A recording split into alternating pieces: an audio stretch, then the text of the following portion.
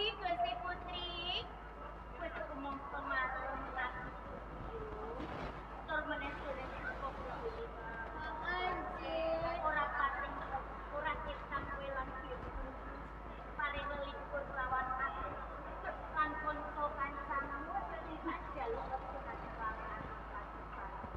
Tapi yo ngaten sih. Senane akar kondo kawan yen kok dino yang bakal tidak pas gawan kapan. Kula kuwi taman sari tak pasan pikiran konco kancamu. Kowe minangka dadi wong mangga sampe apa kesehatan dari pikiran. Kados mekaten iki Gusti Putri akan jaluk pamanggung. Siato sakya. Terus lanang sing apik kok dari pikiran. Kados mekaten nggih, atau kakak nggih Gusti Putri. Ayo Mila, panggilin pemuluran. Suting nindra braja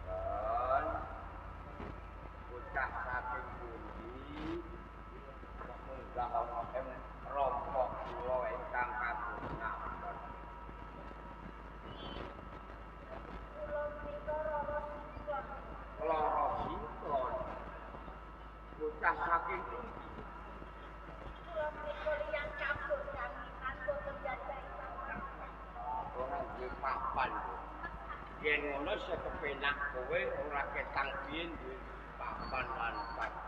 Lah karepe sampean kok minggat teng rompok kula ing tenyumpo. Anggap kula minta wonten rompok panjenengan iki kula nuwun yapi kula kok. Yapi. Nggih, ati kula wis sing iki kula derek. Nanging kula yen pun keparengaken kula badhe minum.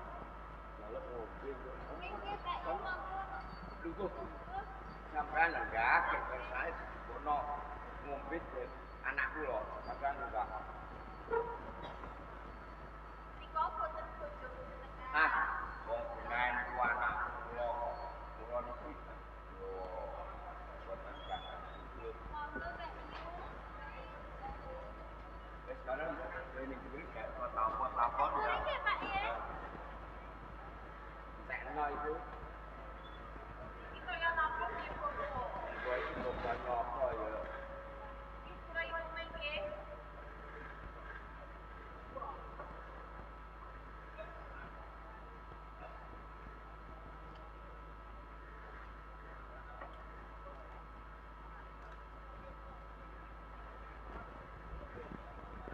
Ya sampean kok boten kalih bojo. Pun kula gak sae. Wong kula iki jarang-jarang ngomong kula. Sangat kanan kula. Iki boten gadah bojo. Umami wonten tiyang sing seneng kalih sampean. Ini tembung umpama sampean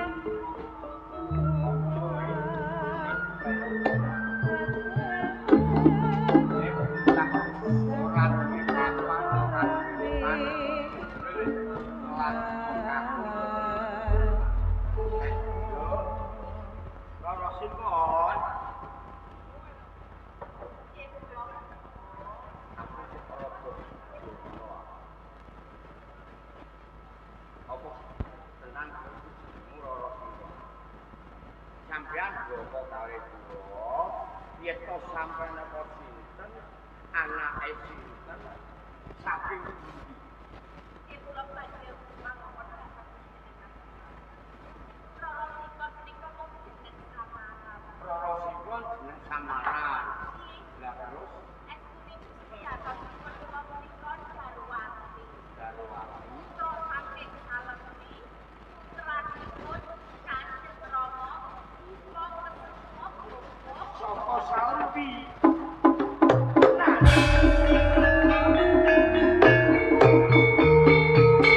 Kowe Darwati.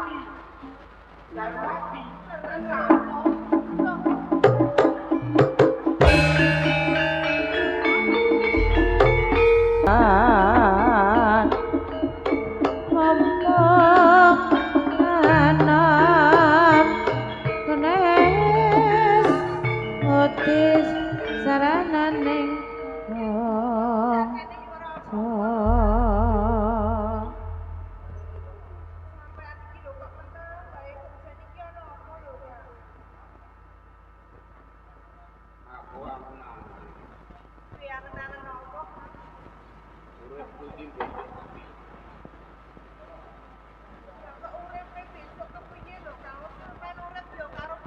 upamane sing kari kowe ya aku bingung.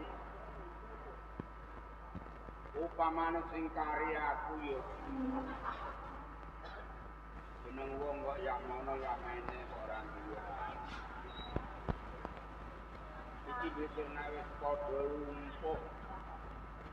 Sing ukara sapa, sing rumati sapa. Iki durung golek kayane. Mati urip iki wis kersane Gusti. Anakku yo uga rezeki. Ning nganti yang ngono ya kene taun-taunan durung duweni anak yo ora trimo. Ya mbok puput ngono ya ora mikir. Lah piye lho, Kak?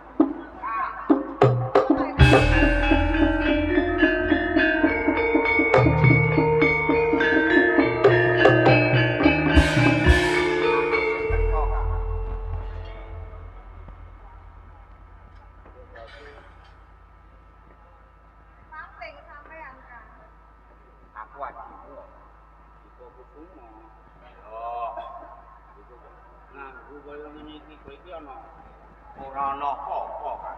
Lungguh kereta ora. Ana foto-foto banyu. Udah rekan. Ono Pak. Kok nek ana apa-apa aku yo kan. Ora ana apa. Aku saiki ora lagi pengayuman. Iya tau. Wong aku wis ngalah aku dhuwur tuwa. Pangusa pangkat ratu tak peneke kowe. Apa ora nak Salbi saiki begak kakane. Salbi begak.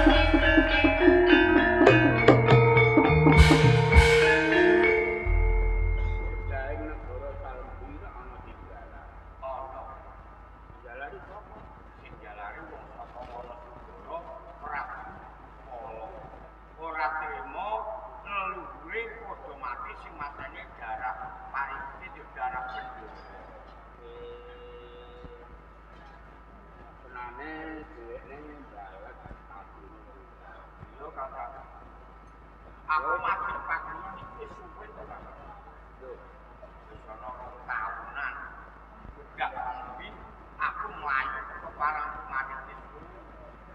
ben ora doyak dening Prabu Kala. Nyaman. Kowe mendika. Ambo jeneng sapa?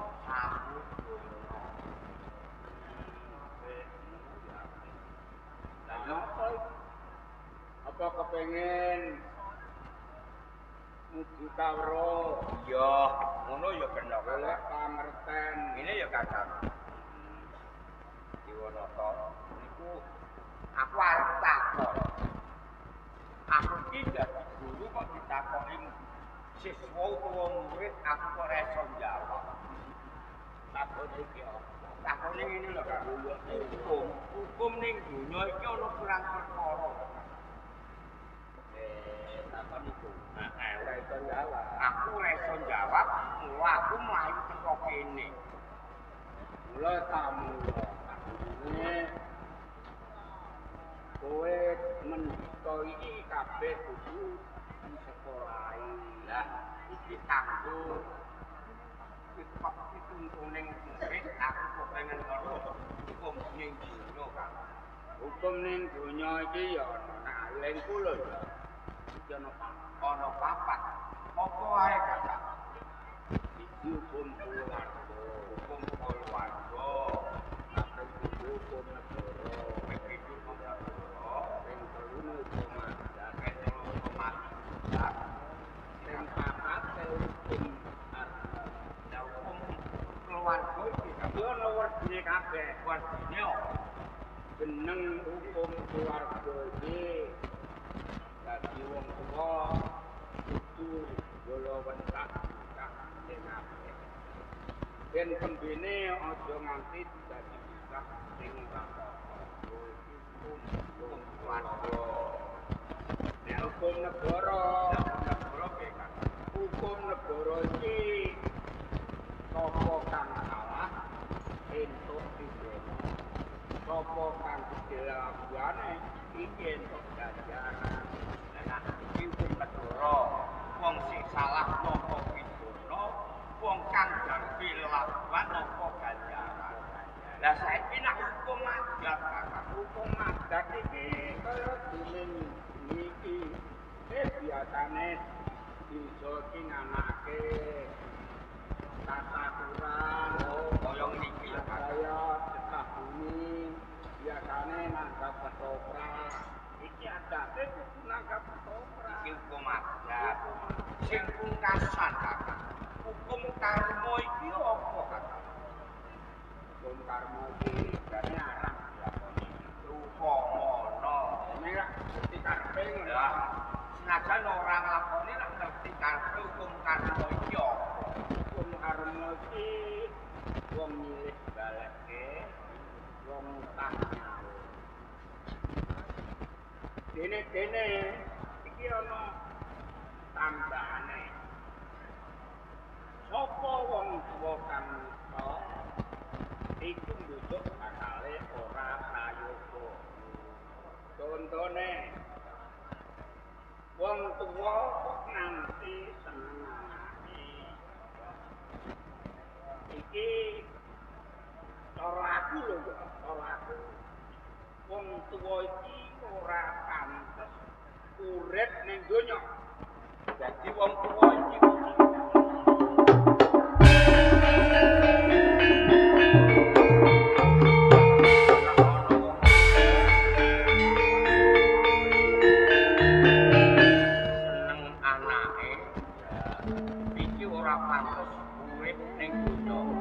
tapi janane apa Kakak? Kudu mati saka awake dhewe.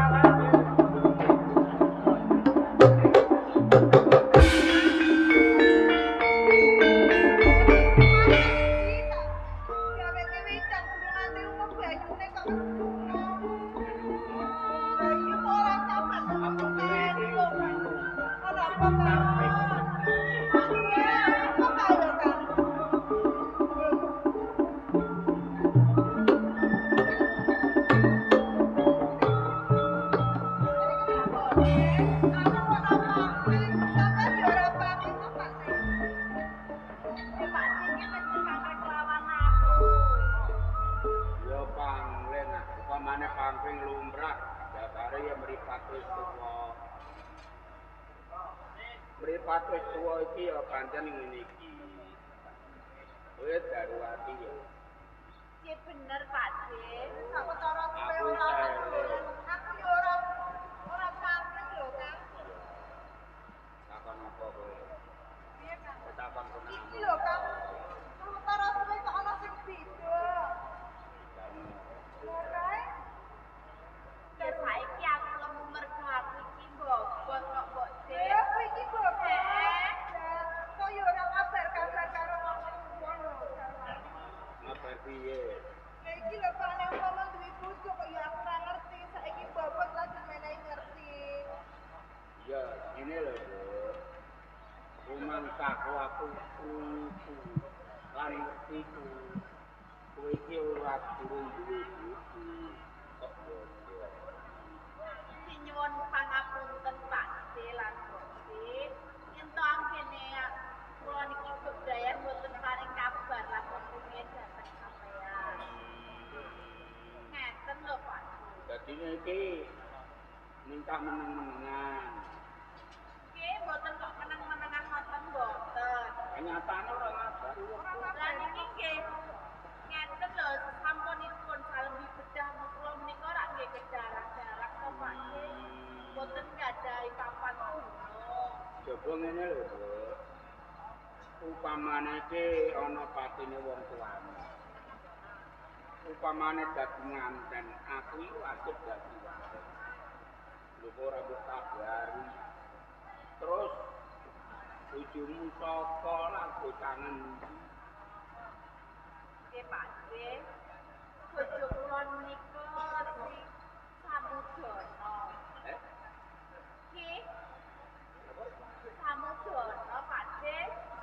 Samudono. Resi Samudono. Ya ora apa-apa. Kok perawan kok rabin kok resi. Nek ora wis judule kok pripun malih. Nah, terus bojomu ora besar rene. Lan nggih niku sing dados bingunge aku kula Pak D.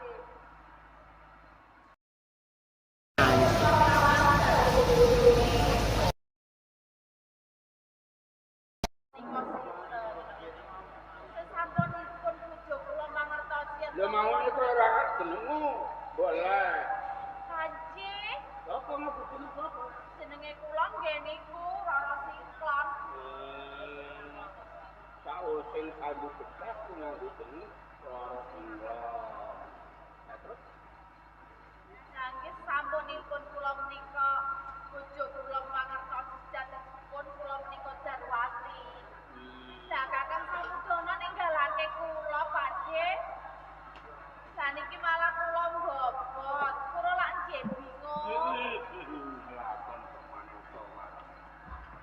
Ya ngene lho. Ibumu menawa rene.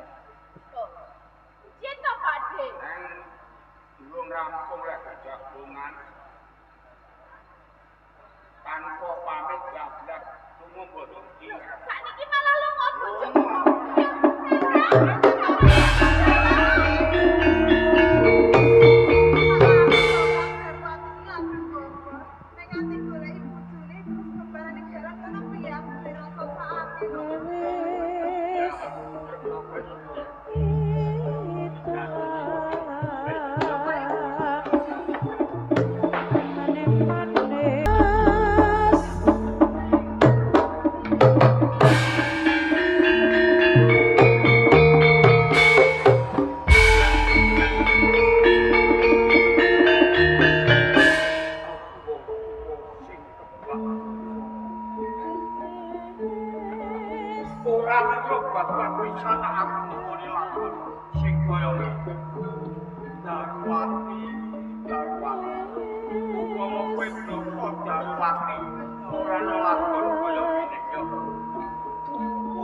Karma wong utang nyawa cilik balik iki mergo aku wong tuwa sing kebangsa luwih becik aku mati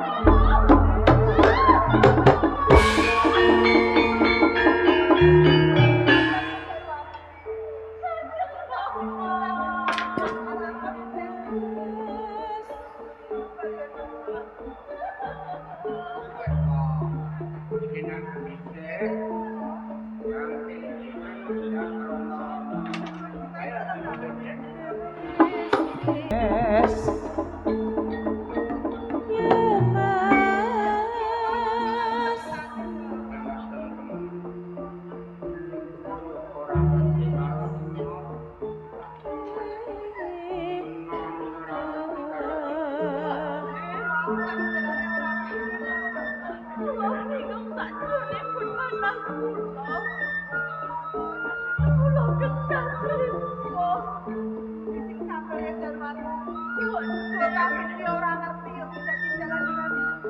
Kowe kudu sing sabar. Jujur rezeki pati nyangasan Gusti. Kirang kaya apa mau wis kok lakoni. Isin kaya apa? Kabeh mau wis kelakon.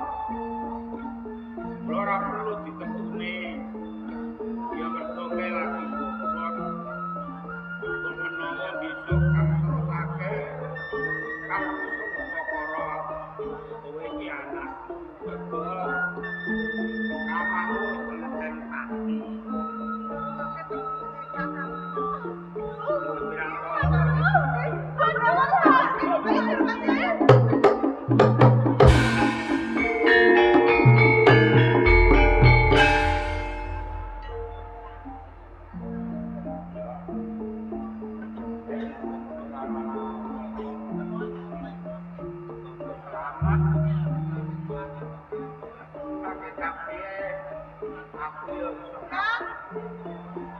Lahir kasih selamat kan. Ora ketok lahir iki ning pinggir.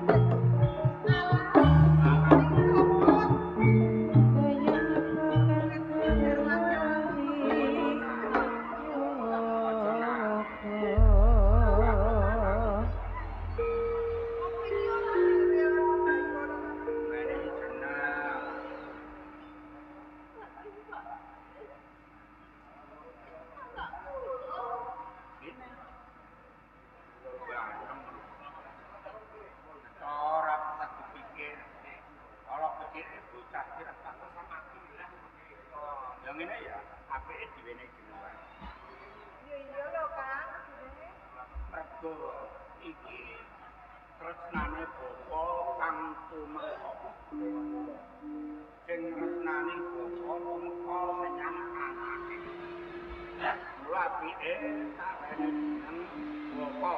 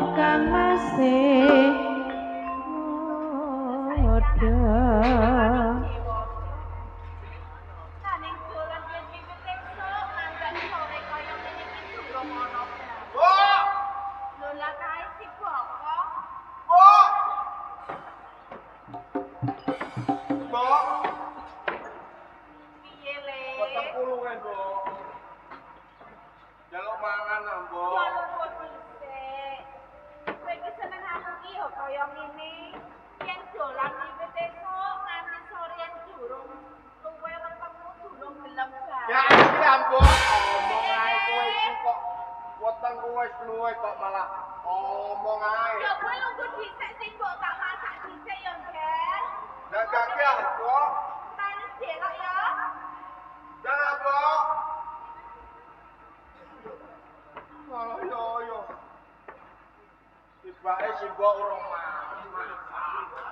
Lah. Kok?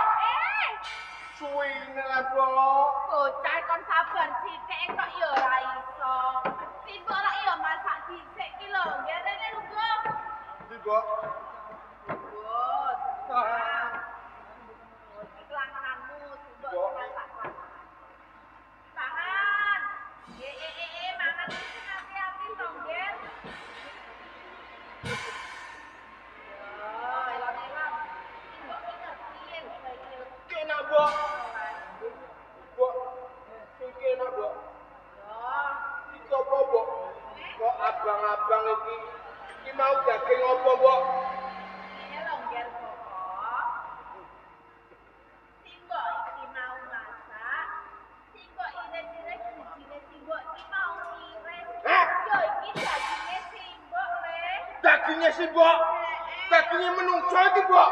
Loh, nah, Mbok. Enak kok, Mbok. Kowe iki aja ngono to le. Golek. Simbok iki mang yo ora sengaja kok meneh. Golek tunggal ya, Mbok. Ora entuk kaya ngono. ora mbok golekno. Simbok dhewe sing tak pangan kok malah. Duwe anak kok arep runyan kurang ajar. Daginge menungso enak kok, Mbok. Iku mau mok sithik, Mbok. Sing akeh, Mbok. Wes tole aja ngono ya sak bareng. Ayo kita. Tak golekno apa kowe tak pangan. Mbok.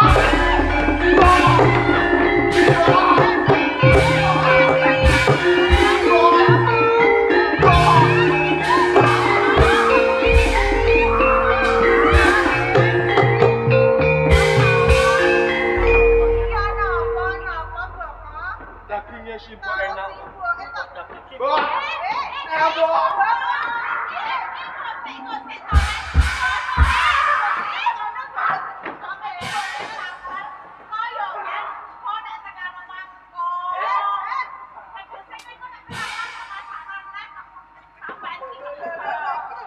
Ana apa? Aku mau njaluk mangan, Mbak. Ana daginge pindang, bandeng. Lah bareng sing siji iki, Mbak. Abang iku enak, Mbak. Kenyil ngono, Mbak.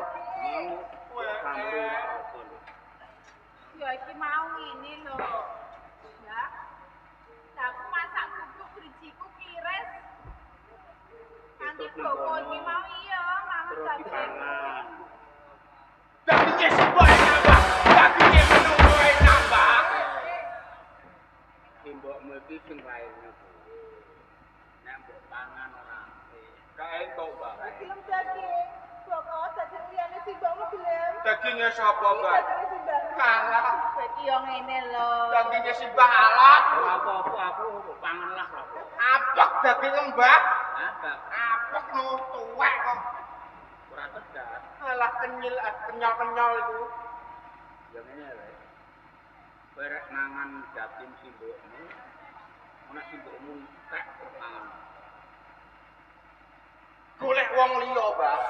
Mula kece kene simbokmu sing laire kowe ben urip ya ben golontak. Kowe tak dijono pangan sing buang tenake. Ono, Mbak. Iya, wangan banget enake kok lemu-lemu. Nang ndi papan panggonane, Mbak? Taulane Prabu Bupala. Prabu Bupala. Gunung Ngarta kae akeh. Entuk dipangan. Entuk, mula kowe nek golek pangan wis becik ana ning Gunung Ngarta. Nuwun pamit, Mbak.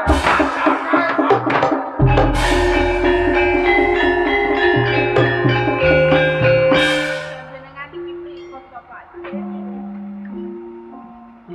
Sampeyan kepala lucu wis sing kaya ngono. Ya ben mangken tak jajal.